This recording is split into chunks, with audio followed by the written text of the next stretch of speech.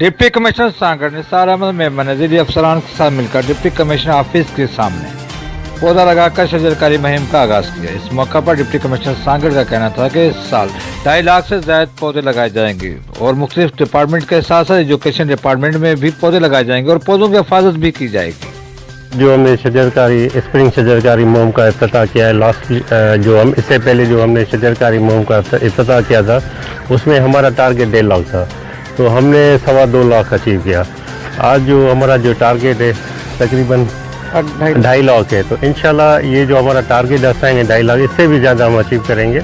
और इसमें जो है ना मुख्तलिफ स्टेक होल्डर है, अभी हमने जो है दरख्त देने शुरू कर दिया, रेंजर्स को, आर्मी को, उसके अलावा फार्मर्स, जनरल पब्लिक और स्कूल्स, हॉस्पिटल, जो भी बंदा दरख्त लगाए उसके लिए उसको हम वेलकम करते हैं, इनवाइट करते हैं, वो आए दरख्त लगाए, क्योंकि इन्वायरमेंट को जो है ह्यूमनली फ्रेंडली इन्वायरमेंट बनाना है। तो आजकल आप देख रहे हैं ग्लोबल वार्मिंग बढ़ रही है और रेंस जो है बरसातें कम पड़ रही, इसकी वजह ये है कि हम दरख्त को काट रहे हैं। दरख्त भी एक ज़िंदगी है और दरख्त को जैसे हमारी ज़िंदगी होती है या जानवरों की ज़िंदगी, इस तरह दरख्त भी सांस लेता है।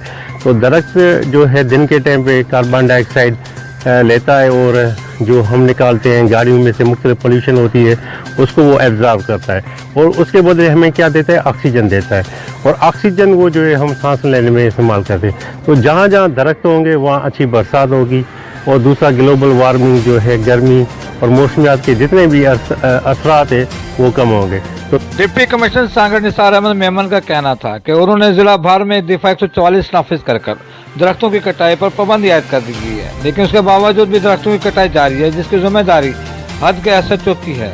देखना जाएगा डिप्टी कमिश्नर सांगड़ की जानिब से जो शजरकारी मुहिम का आगाज किया गया, क्या उसमें उनका टारगेट पूरा हो पाता या नहीं। कैमरामैन अजीज अहमद खान के साथ सांगड़ से इशफाक सुलहरी।